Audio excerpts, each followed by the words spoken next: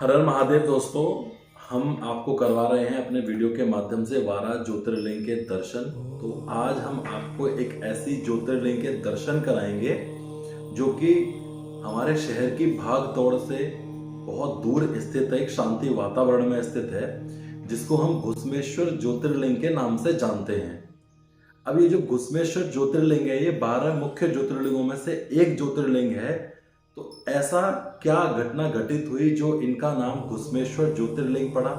इसके पीछे की क्या कहानी है, कहां पर यह ज्योतिर्लिंग स्थित है और क्या इसके चमत्कार हैं, इसके बारे में हम देंगे आपको पूरी संपूर्ण जानकारी अपने इस वीडियो के माध्यम से। हमारे इस वीडियो के आप अंत तक बने रहें। वीडियो अच्छा लगे तो लाइक करें, चैनल पर आप नए हैं तो चैनल को सब्सक्राइब करना ना भूलें। तो हिंदू पौराणिक कथाओं के अनुसार ऐसा कहा जाता है कि महाराष्ट्र के औरंगाबाद जिले के एक दौलतागिरी पर्वत के पास वैरल गांव है, जहां पर एक ब्राह्मण परिवार रहता था जिसका नाम था सुधाराम और उसकी पत्नी का नाम था सुदेहा। ये दोनों ही लोग निसंतान थे, इनकी कोई भी संतान नहीं थी। बहुत प्रयास करने के बाद भी इन दोनों की संतान उत्पत्ति नहीं हो रही थी। तो सुदेहा को लगा कि मैं अपनी छोटी बहन का विवाह अपने पति से करा देती हूँ, जिससे कि उनको एक संतान की उत्पत्ति हो जाएगी और उनका जो वंश है वो आगे बढ़ना चालू हो जाएगा। यह सोच करके उसने अपनी छोटी बहन घुष्मा का विवाह अपने पति से करवा दिया और उसके बाद उन दोनों से एक संतान के एक पुत्र की प्राप्ति भी हुई।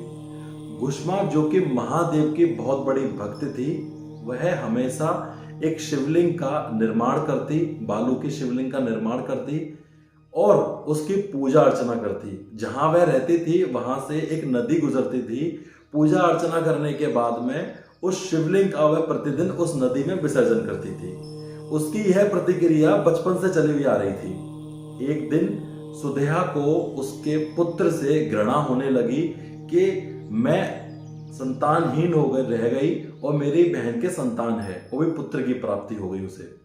इस बात से उसने अपनी बहन के पुत्र का हत्या कर दी और हत्या करने के बाद उसका जो शव था उसी नदी में विसर्जित कर दिया, जिस नदी में वह शिवलिंग का विसर्जन करती थी।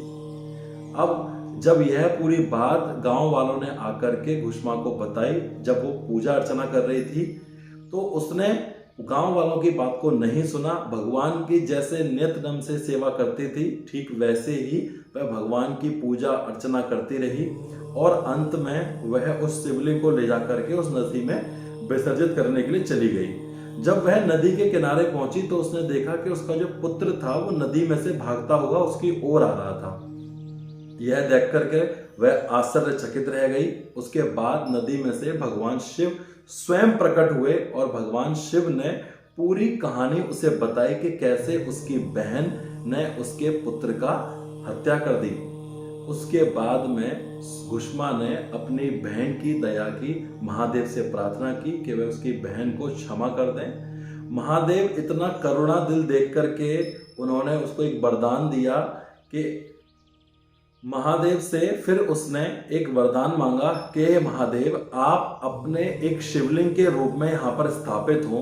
तब से लेकर के आज तक यहाँ पर एक शिवलिंग स्थापित है, जिसको हम घुसमेश्वर महादेव के नाम से जानते हैं। घुसमेश्वर महादेव ज्योतिर्लिंग, जो कि महाराष्ट्र औरंगाबाद जिले के दौलतागिरी पर्वत के एक छोटे से गांव में, वैरल गांव में स्थित है। यह औरंगाबाद एक ऐसी जगह है जहां आप देश के किसी भी कोने से बस या ट्रेन लेकर के पहुंच सकते हैं। जब आप इस मंदिर में जाते हैं तो आपको देखने के लिए मिलता है कि इस पूरे मंदिर का जो निर्माण है वो लाल पत्थर से करवाया गया है। इस मंदिर में टोटल 5 चोटियां आपको देखने के लिए मिलती हैं।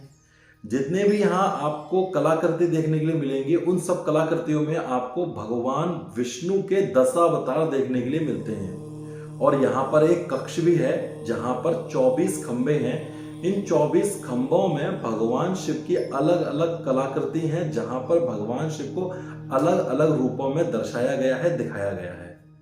तो यह हमने आपको संपूर्ण जानकारी दी घुसमेश्वर ज्योतिर्लिंग के बारे में, जिसको 12 ज्योतिर्लिंग में से सबसे अंत का ज्योतिर्लिंग भी माना जाता है, कहा जाता है। तो जब भी आप महाराष्ट्र में जाएं, इन तीनों ज्योतिर्लिंग के दर्शन करें जिनके बारे में हमने आपको वीडियो के अपने माध्यम से बताया है। जो भीमाशंकर ज्योतिर्लिंग है, भस्मेश्वर ज्योतिर्लिंग है और त्र्यंबकेश्वर ज्योतिर्लिंग है।